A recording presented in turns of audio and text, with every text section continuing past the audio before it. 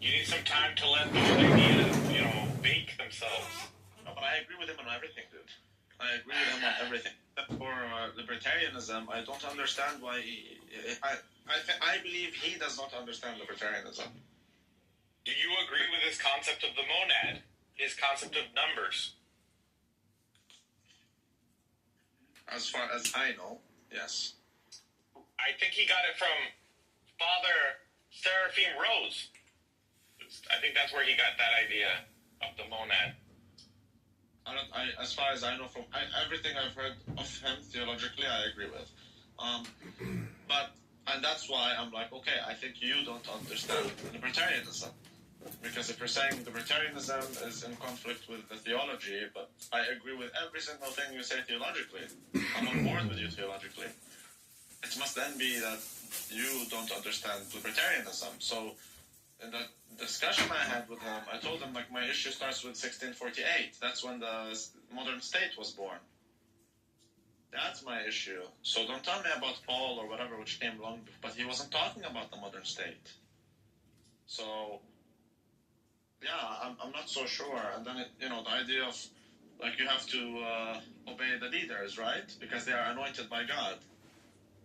Which I agree with, but we always understood it to be you obey the leaders as long as they are in obedience to God. But that's why... Show me a leader who's in obedience to God. I mean, I haven't found one, so then do I need to obey him? No, you don't. That's not how it works. So, like, I have disagreements with him when it comes to his understanding of these things. So, but he didn't want to have a discussion, nigga. Lou, resistance to tyranny is obedience to God. I don't know. Yes. Yes, exactly.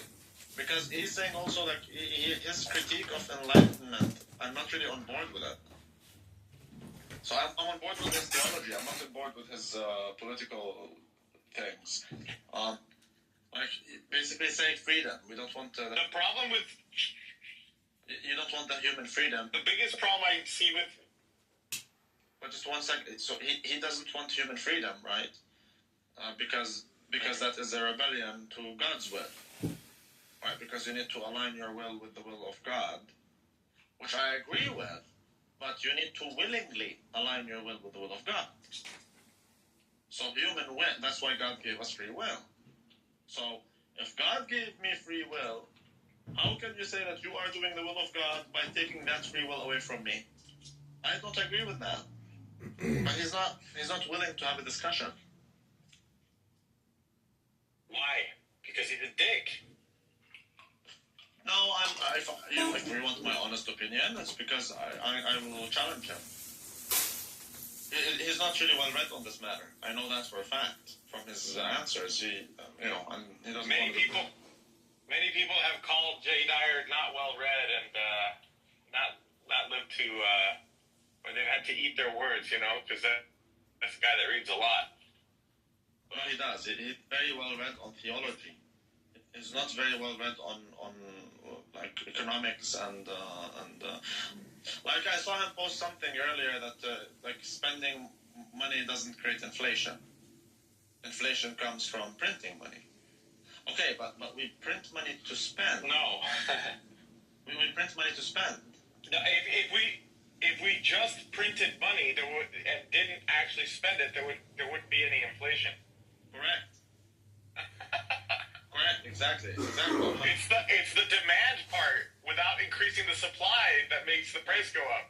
I don't care how many dollars you spend. If they remain in the bank, like not in the system, then it doesn't do anything. So you have to spend it, correct? And that's why you have the Catalan effect. Right. So now we can say he's not well read on economics.